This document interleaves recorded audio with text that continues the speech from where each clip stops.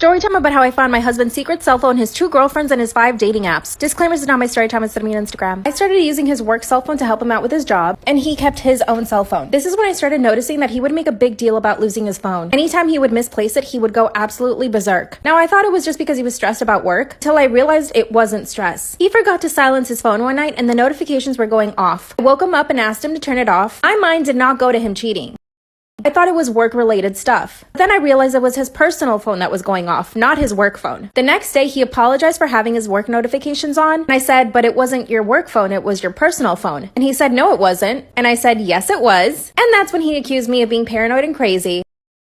And that's when I knew he was cheating. I had to keep it cool though. I was feeding the kids in the kitchen when this all happened. On this day, he was gonna go to work. I knew that he was gonna take his personal and his work phone with him to the office. So what I did was change the phone covers on each phone and flip them upside down. He grabbed the work phone thinking it was his personal phone. He put it in his pocket and went to the bathroom. And he left his work phone, which was his personal phone, on the countertop. I told him that maybe I should keep it just in case I needed to answer emails, and he said yes. He left and I had his phone all to myself. As soon as I opened his personal phone, I went straight to the messages. And I found his 2 girlfriends, Laura and Missy.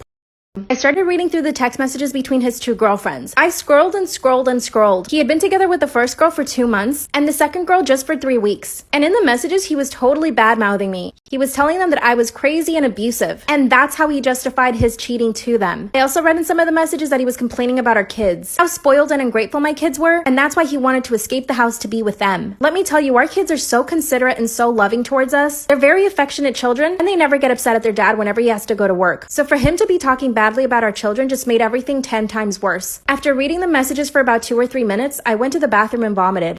I was physically ill. His messages were so perverted too. I know that when you start a new relationship, you're always trying to impress people, but he just took it too far. After I vomited, I went back to his phone and kept reading the messages. This is when I found out that he was paying both of these girls rents. So the whole time I'm helping him with his job to earn money for our family, half of that was going to these women. I got sick again. After I calmed down for a few minutes, I went back to his phone. Then I found his dating apps. His dating profile was so disgusting too. He was all about fitness and mental health. He also claimed that he was single in his dating profiles. So on top of him cheating on me, he was cheating on his 2 girlfriends. This time I didn't bother reading all the messages he had in the dating apps, but I did notice that he was going on dates with multiple girls several times a week. Later on, I found out that the whole work situation was a lie. He was working from home the entire time, but going on dates. I took screenshots of everything and went straight to my lawyer. I filed for divorce that very same day. When my husband came home, I confronted him and he denied everything. Even with all the proof, he's still denying it. He's not speaking to our children, and you better believe I'm getting half of all his money. Am I the asshole for being upset over my girlfriend lying about where she lives?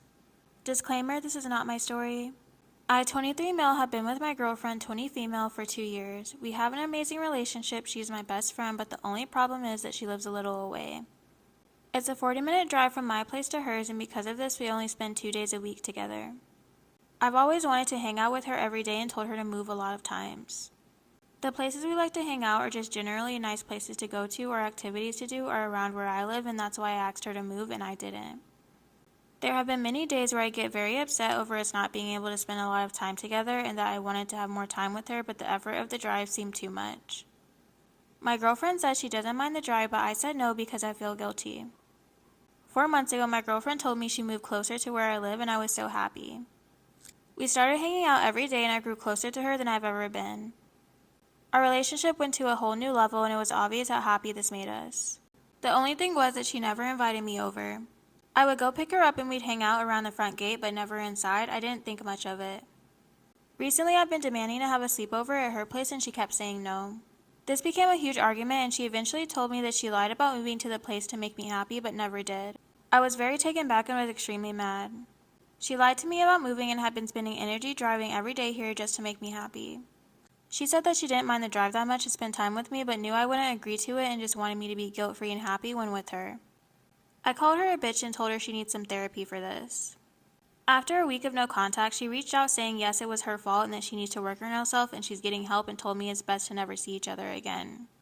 My friends are calling me an asshole and said I treated her like shit when all she did was try to put effort in so I could be happy.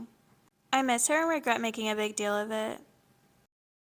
Story time about how I flew 8 hours away to meet a famous guy who eventually ghosted me. Disclaimer is not my story time, it's me on Instagram. Back in 2020, when all our lives were falling apart, I was really bored. So I decided to get on Instagram and DM some of my celebrity crushes and celebrity influencers / YouTubers, Instagrammers, whatever you want to call them. I never, ever expected to get a response. But in fact, I got a couple of responses. One of them being my biggest celebrity crushes. Fortunately, all he wanted was to, do the dirty. And he asked me out right away, but I wasn't comfortable, so I said no. Because I said no, he decided to ghost me too. But then a couple of weeks later, I got a response from one of the influencers. And right away, he asked me out too. He said he wanted to go out for lunch or dinner. But here's the thing, I live on the East Coast, he lives on the West Coast. When I told him this, he actually offered to buy me a ticket to fly out the very next day. I made up an excuse as to why I couldn't go. I told him that I had to work. And he told me that he would pay me to go over there so that I wouldn't lose out on my money. I thought about it for 2 days and I eventually said yes. Am I dumb? Absolutely.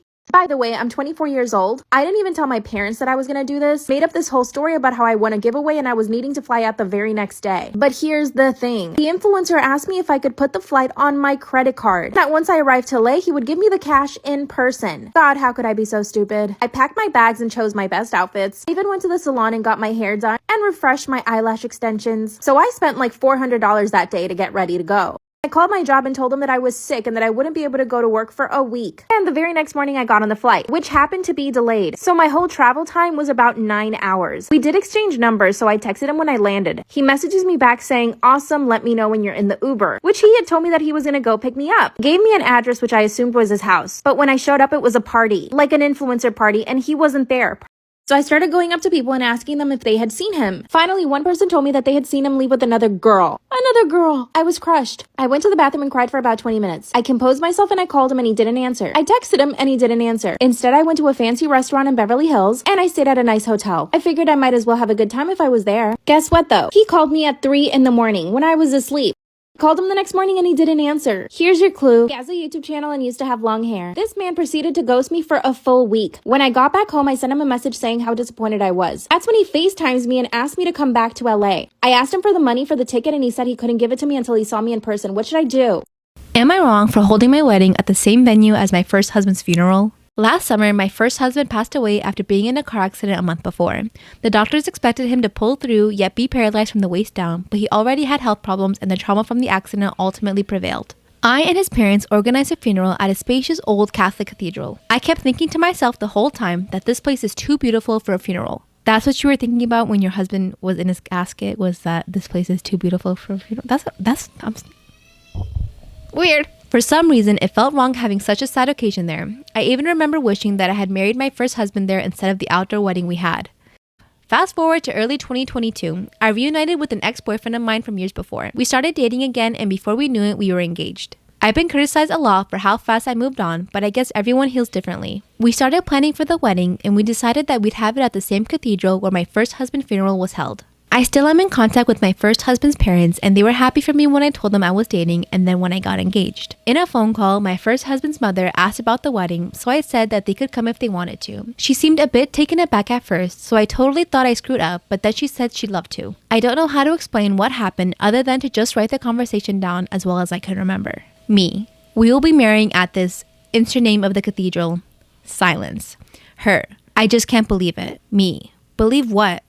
Silence. Her. I'm sorry, this is just appalling to me. Me. I want to have our wedding there in honor of my first husband. I would have married him there if I knew about this place. Her. You're moving on too quickly. You need to slow down. Think about how my son would feel. You can't replace him. Me. I'm not replacing him. I'm trying to keep his memory alive. I found love again, but I will never forget him. Her. You moved on. You've moved on. My son hasn't moved on. My son will never move on. And I'm sure if he were alive, he'd want to. Me. I'm sorry.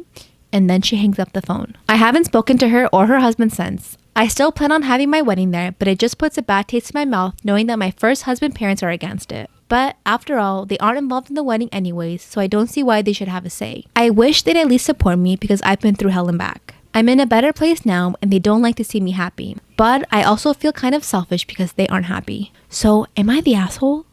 I focus on my career, and since I am single, I wasn't sure if having a baby would ever happen. So when I found out I was pregnant, I was overjoyed. My brother is married but has made it very clear that he will be child-free. I got a shirt for my nephew to wear that says, "This is what an awesome big cousin looks like." I wanted him to wear it during our family dinner. My sister was the first one to notice the shirt, and everyone immediately began to assume it was my sister-in-law who was pregnant. I wasn't hurt at them assuming this because she is married. I was hurt because my sister-in-law didn't try to correct them. She just went along with it and began to rub her flat belly while laughing. I tried to explain, but they all didn't hear me and just continued to fawn over my sister-in-law. I got up and went home. I received multiple texts saying I'm an asshole for making this all about me and I'm just bitter. Morning, my sister-in-law must have finally let it slip that she is not pregnant. They have all now called me to apologize, saying that they all just got caught up in the moment. My sister-in-law sent me a message that said the way I chose to announce was how she wanted to do it if she ever got pregnant. She said that since she is not ever having a child, she wanted to experience what the moment would be like. To me, there's no fixing this. I will eventually forgive them, but I don't want to do a second announcement so they feel better. Am I the asshole?